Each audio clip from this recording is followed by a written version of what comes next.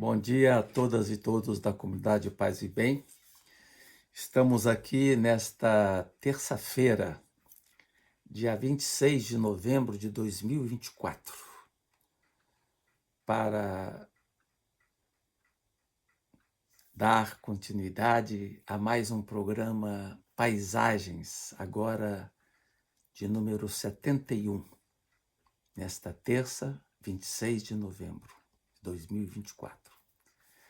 E escolhi como tema o trecho inicial de um poema de Vinícius de Moraes, Rosa de Hiroshima, que fala: pensem nas crianças.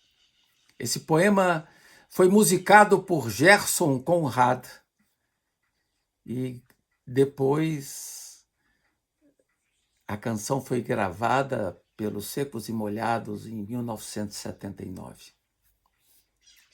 Eu decidi abordar esse tema depois de ler um impactante artigo do vaticanista italiano Marco Politi, que tem um blog nesse jornal italiano, Il Fatto Quotidiano, e agora foi publicado nesse dia 24 de novembro de 2024. Né? O título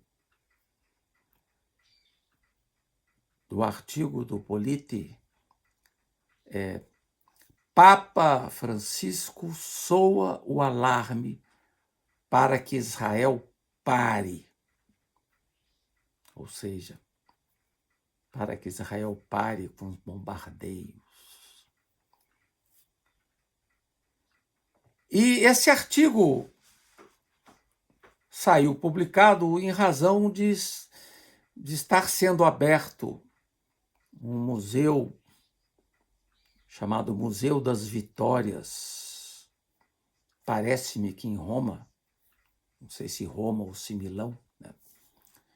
Um museu que provoca pesadelo.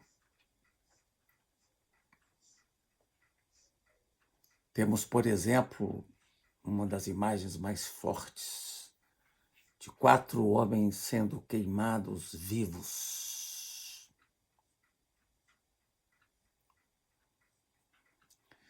Quatro habitantes de Gaza, ou 4 Gazawi, que queimam lentamente, berrando, porque não há um fio sequer de água, não há nada de nada,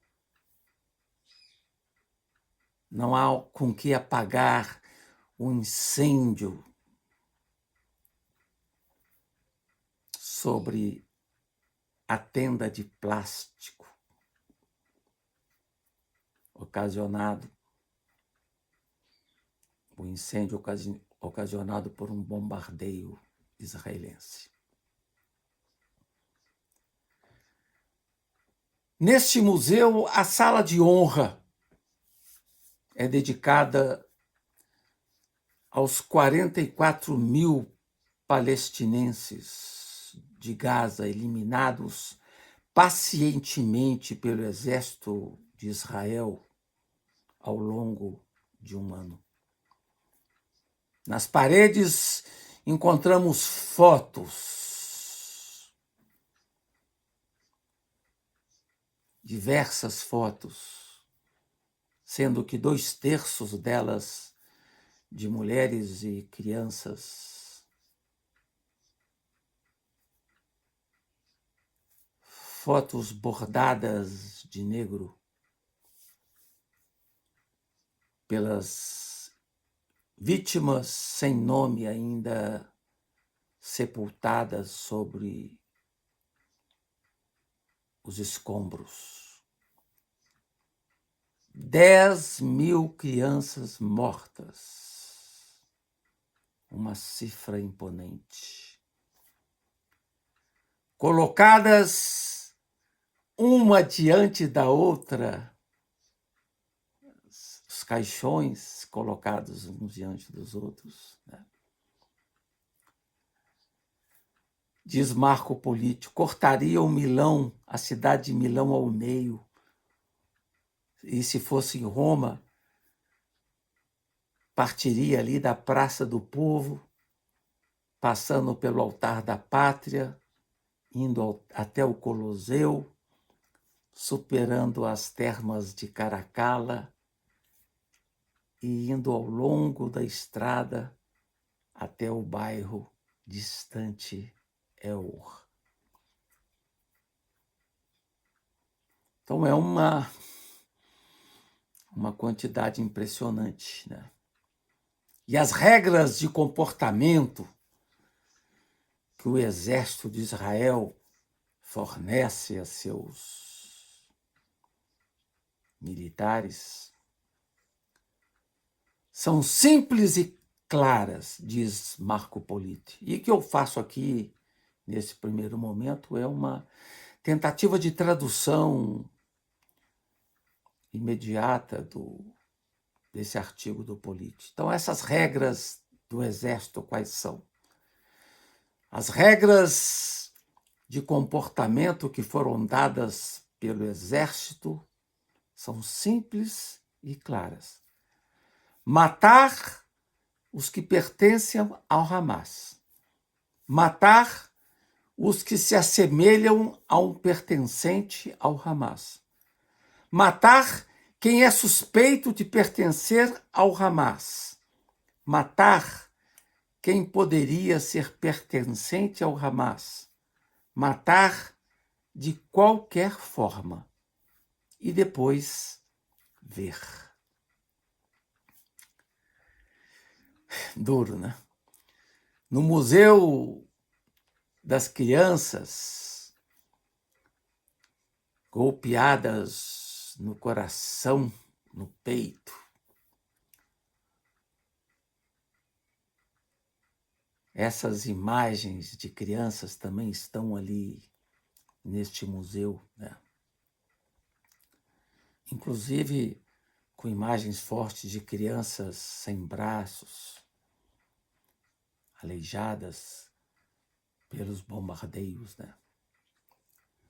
E uma imagem que chama a atenção de uma criança sem braço que sorri com uma invencível vontade de viver própria das crianças.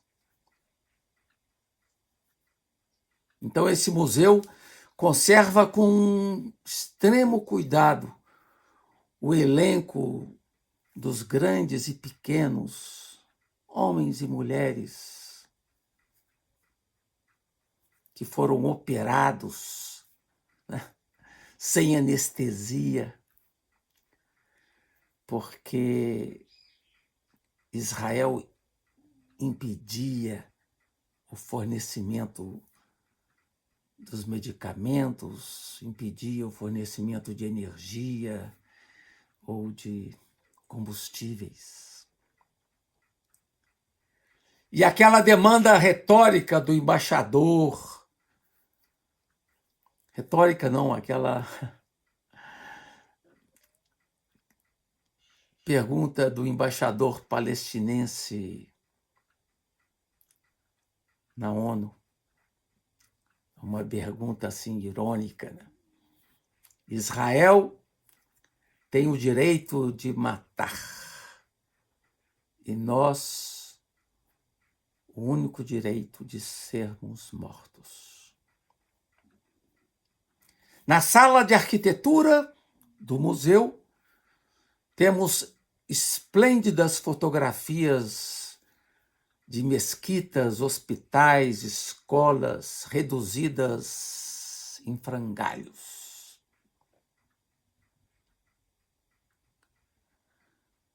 E cenas também mostradas no museu em vídeo, né? Sobre as imagens que foram fornecidas pelos canais de TV internacionais. Imagens muito fortes, né? Em outro local do museu, uma homenagem a todos aqueles agentes de saúde, aos voluntários, aos jornalistas, que cobriram e cobrem o que vem ocorrendo ali de forma violenta, né? Então, esse artigo do Marco Politi me fez refletir bastante, né, sobre o nosso silêncio, o silêncio ocidental, o silêncio brasileiro, e, ao mesmo tempo, a gente fica impressionado com o traço aguerrido de certos intelectuais brasileiros que defendem a ferro e fogo Israel, ou que de forma ingênua, ou não sei de que outra forma, acabam se calando diante daquilo que vem ocorrendo ali, né? Isso é muito triste perceber, né?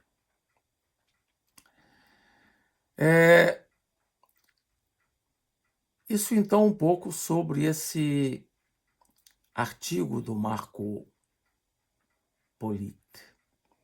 E eu queria também dar continuidade à nossa reflexão aqui com uma crônica impressionante publicada por Lydia Paulgren, colunista do jornal The New York Times, falando das imagens das crianças mortas nos conflitos da faixa de Gaza. É um artigo mais antigo, de 2023, mas que é muito atual, falando das imagens de crianças mortas que são evitadas. Quer dizer, os jornais evitam de publicar as imagens de crianças, e quando a gente publica, como eu publiquei hoje no Facebook, são logo apagadas, né? Porque contrariam as regras dessas redes de circulação, né? Quando a imprensa escolhe publicar fotografias, como uma delas, com 3 crianças mortas no chão, cobertas por um lençol branco, com as cabeças ensanguentadas, né? São imagens muito fortes. E diz ela, essa colunista, que se você não olha com muita atenção, pode pensar que a fotografia é uma imagem mal iluminada de uma festa do pijama ou de uma viagem de acampamento em família. 6 crianças pequenas estão deitadas numa fileira com suas cabeças aparecendo por baixo do lençol branco que está casualmente sobre seus peitos. Nenhuma parece ter mais de 10 anos, embora seja difícil dizer com certeza. E muitas das imagens que circularam não aparecem as 6, mas aparecem 3 crianças. Inicialmente, você pode não reparar na mancha de sangue seco no canto superior direito da fotografia, mas então você percebe, e aí é impossível não ver, que a criança parece estar faltando um pedaço do crânio. Quando você olha agora com toda a sua atenção, o horror desse quadro toma forma. E você vê que apenas uma criança, uma menina, com um rabo de cavalo, provavelmente com 8, 9 anos, parece estar dormindo. Sua cabeça está virada ligeiramente, como se estivesse sussurrando algo para a menina ao lado dela. A legenda original da foto é sucinta.